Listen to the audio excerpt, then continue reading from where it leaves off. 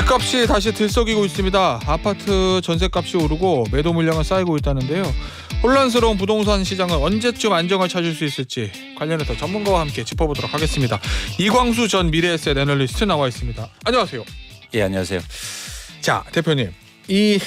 보니까 최근에 아파트 전셋값 상승세가 다시 가팔라지고 매매가도 함께 오르고 전세도 오르고 매매도 오르고 이 이유가 뭐예요? 저희가 전망을 하려면 원인 파악을 제대로 해야 되는데요. 네. 최근에 집값이 올해 상반기 기준으로 해서 집값이 오르고 전세가가 오른 이유는 역설적으로 집값이 빠졌기 때문이에요. 그럼 제자리 찾아가는 거예요? 제자리라고 표현하면은 좀 힘들 것 같고요. 뭐냐면 최고점에서 빠졌던 게 다시 찾아간다 이런 의미인가요? 네, 그렇습니다. 그래서 그러니까 왜 이게 중요하냐면 부동산 시장은 부동산이란 재화는 유일하게 쓰면서 투자하는 자산입니다. 야, 쓰면서 투자하는 자산. 네, 이런 자산 보셨어요? 없죠. 없죠. 네. 어떤 분들이 명품 가방이 그렇다라고 네. 말씀하시는데 사실 그렇지 않습니다. 명품 가방은 쓰면 가격 떨어지거든요. 근데 부동산은 유일하게 이렇게 쓰면서 투자할 수 있는 자산이에요. 예. 그렇기 때문에 수요가요. 두 가지 수요로 나누어집니다. 하나는 실수요와 하나는 투자 수요예요. 예. 그런데 실수요는 특징이 뭐가 있냐면 가격이 떨어지면 실수요가 증가해요. 그렇죠. 예. 그렇죠. 그래서 항상 부동산 가격은 떨어지면 누군가 사는 사람이 있어요. 그래서 이렇게 계속 가격이 빠지는 게 아니라 빠지면 중간쯤 실수요가 들어와서 다시 가격이 반등하는 시기가 반드시 예. 옵니다. 그런데 가격이 다시 그러면 오르면 어떻게 될까요? 수요는요. 투자 수요가 붙겠죠. 아니에요? 아니요. 그거는 이제 전제하지 말고 실수요만요. 실수요는 오르면은 좀 빠질 것 그렇죠. 같은데. 그래서 이제 이게 중요한 거예요. 향후로 이제 집값이 다시 오르고 저희가 전망이 중요하니까 현황이 네. 아니라 네. 그러면 집값이 오르고 전세 가격이 올랐으니까 이제 실수요가 줄어들 겁니다. 네. 그래서 이제는 우리가 집값 오를 거예요. 어떻게 할 거예요. 내 집 살아요 말아요 할 때는 투자 수요가 들어오느냐 마느냐가 중요하다는 거죠. 그래서 집값을 변동시키는 그러니까 네. 추세적으로 변동시키는 건 투자 수요인데 지금 변동 원인이 투자 수요가 아니기 때문에 이런 현상이 지속되기 어렵다는 겁니다. 그러면 지금은 실수요가 집값이 빠진 상태에서 네.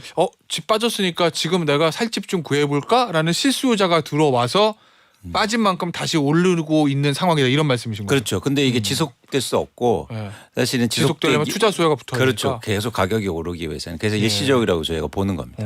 전세는 어때요? 전세는 좀 역설적인 측면이 있는데 뭐냐면 예를 들어서 집을 안 사면요 전세 가격이 올라요. 그렇잖아요. 예. 네, 그렇죠. 안 사고 전세로 살아야 되니까. 예, 그런 측면에서 최근에 전세 가격이 월별로 오르는 건 약간 그런 현상이 좀 있습니다. 그런데 중요한 건 뭐냐면 이게 최근에 월별로 전세 가격이 오른다고 해서 역전세가 없어졌느냐? 그러니까 역전세라는 건 뭐냐면 2년 전 가격보다 떨어진 거를 역전세라고 해요. 이해하셨죠? 예, 그러니까 2년 전에 제가 집주인인데 예. 2년 전에 보증금 예를 들면 1억에 전세를 줬는데 갑자기 보증금이 8천만 원 떨어졌어. 그렇죠. 그거 2년에 역전세라고 갱신할 때. 그래요. 그럼 내 돈 2천만 원 보태야 되는 거잖아요. 그렇죠. 그런 거. 근데 이 말이 안 된다는 겁니다. 월별로 전세 가격이 올라서 역전세가 없어졌다? 예. 왜냐하면 역전세는 2년 전 가격과 비교해야 돼요. 그러네요. 그렇죠? 네. 근데 2년 전 가격과 전세 가격을 비교하면 지금 계속 역전세가 일어나고 있어요. 전세값이 계속 떨어지는군요. 네, 2년 2년 전에 기준으로 엄청 하면. 비싸기 때문에. 그래서 그래서 이 문제는 계속적으로 있다. 그래서 전세 가격이 오른다고 표현하면 안 된다는 거죠.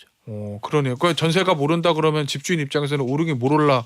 나 2년 전에 줬을 때보다 내려가지고 지금 그렇죠. 내 돈 보태게 생겼고 막 이렇게 되는 심지어 거구나. 돈이 없어서요. 전세 반환 보증 대출을요. 거의 6조 원 이상 하고 있습니다. 이게 그러면은 그럼 2년 전과 비교하면 그렇다 치고 월별로 하면은 지난달보다 이번 달 오르고 지지난달보다 좀 더 오른 거잖아요. 네. 그럼 최근 것만 가지고 보면 2년 전 비교하지 말고 네. 전세값이 몇 달 정도로 기준하면 올라가니까 갭 투자 같은 거 할 가능성이 좀 높아져요? 만약에 예를 들어서 갭 투자는 전세 가격이 오르는 게 중요한 게 아니라 두 가지가 조건이 성립해야 됩니다. 하나는 뭐냐면 전세 매매 비율이 상승해야 돼요. 그러니까 예를 들어서 전세 가격이 오르는 게 중요한 게 아니라 매매 가격이 예를 들어서 전세 가격이 오르는데 매매 가격 동시에 오른다. 네. 그러면 내가 갭이 더 많이 들어가잖아요. 그렇죠. 갭의 차이가 줄지 않잖아요. 네. 그래서 전세 가격이 오를 때 가장 좋은 조건은 뭐냐면 매매 가격이 떨어질 때예요. 근데 지금 그런 상황이 아니니까 갭 투자가 증가할 수 없는 조건이고 두 번째는 뭐냐면 전세 가격이 상승할 수 있는 기대감이 커야 돼요.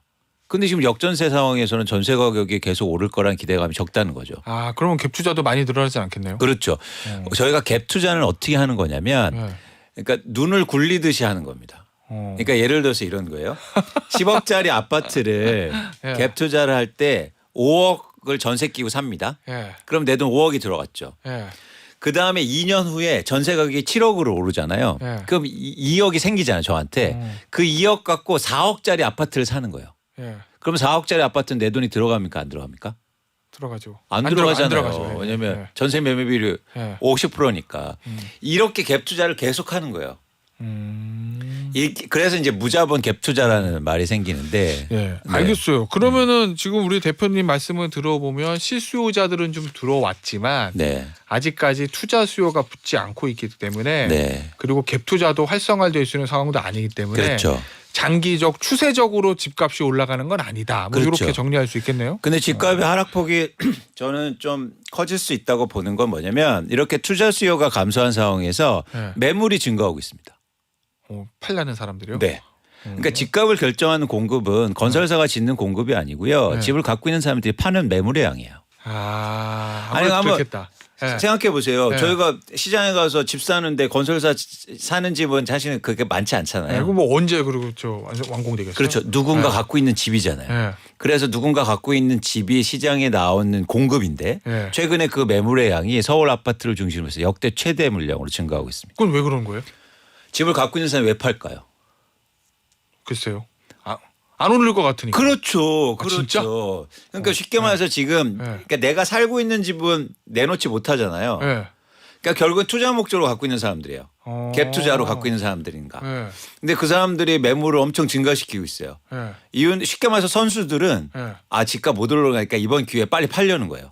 이제 좀 반등했으니까. 그럼 예를 들어서 조금 반등했을 때 더 예전 전고점을 치고 올라갈 것 같지는 않으니 네. 지금 그냥 내놓는 거라. 네, 빨리 팔아야겠다. 근데 중요한 건 뭐냐면 수요가 못 받쳐주니까 지금 이제 앞으로 거래가 안 될 겁니다. 네. 매물은 증가했고 네. 가격이 다시 올라서 수요는 줄어들었으니까. 네. 그러면 이 격차가 크죠. 네. 그래서 거래가 이제 크게 감소할 거예요. 근데 거래가 계속 안 되면 집주인들이 어떻게 할까요? 거래가 감소되면 그러면 매물 걷어들일 것 같은데요? 더 내나요? 가격을 낮추겠죠. 그렇게 돼도 판다? 아니 예, 팔려고 예. 마음 잡았으니까. 예. 아까 거래 안 되니까 더 계속 내려간다 말씀이잖아요. 그렇죠. 이제 가격을 낮추기 시작할 거죠. 그런 현상들이 이미 일어나고 있어요. 그러면 장기적으로는 집값은 하락하는 거로 전망하시네요, 우리 대표님은? 그러니까 장기의 기준이 뭔지 모르겠지만 네. 일단은 집값이 네. 앞으로 하락할 수 있다. 그래서 이 하락할 때를 여러분들이 잘 보셔야 된다는 겁니다. 예. 그 얘기도 하잖아요, 지금. 앞서 말씀하시는 이제 매물들, 지금 네. 투자 수요를 가지고 있는 저 집주인들 내놓는 그 매물들 때문에 공급이 지금 늘어난다고 네. 시장에 하긴 하지만 네. 이건 어때요? 주택 지금 새로 신규 건설하는 그 주택 양이 좀 줄어들어서 장기적으로는 공급이 부족될 거다라는 일각의 전망도 있는 것 같던데 그런 기사들도 많이 나오던데. 그러니까 저희가 이게 그 네. 논리적으로 잘 접근을 해야 되는데 건설사들이 집을 안 짓는다고 해서 집값이 바로 오르는 건 아니라는 거예요. 그게 공급이 아니니까. 그러니까 매물의 양이 공급이다. 우리나라가 1,200만 채의 주택이 있는데요. 그중에서 315만 명이 다주택자입니다. 엄청나게 많은 사람들이 투자 목적으로 집을 갖고 있어서요. 예를 들어서 그분들이 집을 한 채씩 팔려고 내놓으면 우리나라가 300만 채의 공급이 생기는 거예요. 그렇잖아요. 네. 그래서 건설사들이 바로 공급을 줄인다고 해서 집값이 오르는 거 아니다. 대신 이게 문제가 있습니다. 건설사들이 집을 안 짓잖아요. 네. 그러면 입주 물량이 감소하면서 전세 가격은 상승할 수 있어요. 그럴 수 있겠구나. 그렇죠. 예. 그래서 전세 가격이 오르면 갭 투자가 증가할 수 있어요. 이런 이제 현상이 일어날 수 있는데 그런데 지금 전 주목하고 싶은 게 뭐냐면 임대차 시장엔 투자 수요가 없습니다. 그렇죠? 내가 전세 가격 떨어졌다고 해서 전세를 두 채 사는 사람 없어요. 네. 그래서 철저하게 실수요와 실공급이 이루어져 있는데 그런 차원에서 흥미로운 지점은 지금 임대차 시장의 실수요도 감소하고 있어요. 임대차 시장의 가장 강력한 수요는 제가 볼 때는 혼인 수요입니다. 그렇겠죠. 근데 지금 10년 전보다요. 혼인 건수가 14만 쌍이 줄고 있어요. 예. 31만 쌍이 결혼하다가 지금 19만 쌍이에요. 그러니까 그만큼 임대차 시장의 수요도 감소했다. 예. 또 하나 뭐냐면 이혼도 줄어들고 있습니다. 그래요? 예. 그것도 집값이랑 관련 있는 거예요? 임대차 시장에 영향을 미치죠. 이혼하면 따로 한 채씩 전세 살아야 될 거 아니에요. 그러네. 임대차 수요가 줄어드는 거네 그것도. 경기가 안 좋으니까 이혼도 아. 줄어요. 그래요? 자 어쨌든 저 대표님 말씀대로라면 지금 신규 주택 건설이 좀 줄어드는 거, 인허가 건수도 줄어들고 착공 건수도 줄어드는 거는 크게 신경 쓸 거는 아니다라는 거죠. 없다. 과거에도 2009년도에 2010년도에 여러분 기사 찾아보시면 네. 그때도 입주 물량, 인허가 물량 줄어든다고 해서 2, 3년 후에 집값 폭등한다는 기사가 엄청 많았어요. 네. 그런데 결과적으로 2010년과 2012년까지 한국의 집값은 엄청 빠졌습니다. 네. 검증되지 않는 사실이고요. 실제로 시장에 미치는 영향이 없다는 거죠. 예, 알겠습니다. 그러면 다주택자의 물량 나오는 게 이게 제일 중요하다는 건데. 그렇죠. 그런데요. 결국 이제 집값은 금리하고도 연관이 많이 있잖아요. 그렇죠. 근데 최근에 이창용 한국은행 총재 보니까 금리 다시는 1%대 금리 안 오니까 영끌 쪽도 조심해라. 빚내서 집 사지 마라. 이런 지금 경고 사인을 계속 내고 있거든요. 네. 근데 지금 기사 보면은 영끌 쪽이 다시 들어온다고 그러잖아요. 그건 어떻게 이해해야 돼요? 영끌 정도의 이 심리들은? 그러니까 영끌족들이 쉽게 말해서 집이 없으신 분들이잖아요. 네. 그러니까 마음이 조급한 거죠. 그래서 아까 말씀드린 건 집값이 좀 빠지니까 네. 사기 시작하는 거거든요. 네. 그래서 저는 이게 지속될 수 없다라는 거고요. 사실 위험한 거죠. 그런 차원에서 금리가 지금 예를 들어서 주택담보대출의 변동금리 기준으로 해서 5% 이상 그리고 최대는 7% 이상까지 오르고 있는데 사실 이런 상황 속에서 뭐랄까 빚을 많이 내서 집을 사는 거 위험하다고 보고 있고 또 하나 중요한 건 뭐냐면 이 금리가 왜 영향을 크게 미치냐면 사람들이 투자 목적으로 집을 많이 사기 때문에 금리 영향이 커진 거예요. 그렇잖아요. 내 집을 그냥 사는데 과거처럼 내 집을 살 때는 금리 영향이 크진 않았어요. 근데 투자 목적의 비중이 커지니까 금리의 영향도 되게 커졌다. 근데 또 하나 뭐냐면 아까 말씀드렸듯이 저희가 갭 투자 얘기를 드렸잖아요. 네. 전세를 끼고 살 때는 사실은요 금리하고 직접적 영향은 없을 수 있어요. 그래요? 대출을 안 받아서 사니까 전세 끼고 사니까. 그래서 금리가 아무리 높아도 집값이 떨어지고 전세 가격이 안 빠지면 시장에 투자 수요는 들어올 수 있습니다. 이에서 한국의 부동산 시장이 아주 독특한 지점이 있는 거예요. 그 전세 때문에 그렇구나. 그래서 이런 얘기를 절대 하시면 안 돼요. 뭔 집값은 떨어졌는데 금리가 높다고 해서 집에 가셔서 이렇게 금리 높은데 집을 왜 사냐? 아니에요. 집값 떨어지면 사셔야 된다는 거예요. 금리가 그래요? 높아도. 이해하셨어요? 반만 이해했어요. 그러면 예를 들어서 이런 건 있잖아요. 제가 만약 실수요자예요. 예. 내가 사고 싶은 아파트가 있어요. 예. 집값이 떨어져요 지금. 예. 사고 싶어요. 예. 근데 돈이 부족해요. 예. 그럼 대출을 받아야 되잖아요. 네. 금리가 너무 높아요. 네. 그러면 주저주저 할 수밖에 없는 거 아니에요? 주저주저 하지 마셔야 된다. 왜냐하면 집값이 10억에서 7억으로 빠졌어요. 네. 근데 금리가 10억대에는 금리가 네. 3%였는데 네. 지금 7% 올랐어요. 네. 그렇죠? 네. 근데 사람들은 금리 오른 걸 보지 집값 떨어진 걸 안 본다는 거예요. 그렇죠. 근데 저 같은 집값 사람이네. 떨어진 거 3억을 네. 금리 4%포인트로 모으려면 얼마나 기다려야 됩니까? 가격이 떨어진 게 중요하다. 그래서 제가 막 꼭 말씀드린 것은 온리 프라이스다. 금리도 사실 중요한 게 아니다는 말씀을 꼭 드리는 거예요. 10억대 저금리보다는 7억대 고금리가 낫네. 그렇죠. 3억이 싸면 그거 계산해보면. 그렇죠. 그리고 금리가 계속 고금리로 갈 수는 없잖아요. 뭐 그렇겠죠. 변화를 보시면서 네. 여러분 내 집 마련을 그렇게 하시는 거지 집값은 떨어졌는데 네. 금리가 높다고 해서 내 집 마련 하지 말아야지 이건 아니다는 겁니다. 자 그러면 이제 질문을 하겠습니다. 가상 상황이에요. 제가 네. 지금 신혼부부예요. 네. 이제 돈 모아가지고 이제 집을 좀 살라고 그래요. 결혼하면서 밖에서 제가 신혼부부라고 가정을 막 웃는데요. 대출을 받아가 소위 말해 영끌해가지고 집을 살라고 그래요. 집이 좀 떨어졌다니까. 네. 맞습니까? 아니면 더 기다려야 됩니까?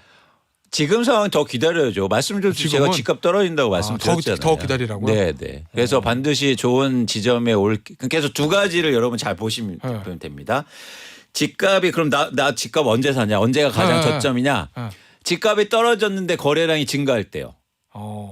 집값이 떨어졌는데 거래량이 증가할 때. 예. 예. 그래서 그 기준을 하나 세우시고 두 번째 기준은 뭐예요? 여러분들이 구체적으로 계획을 세우셨으면 좋겠어요. 시장을 사는 게 아니잖아요.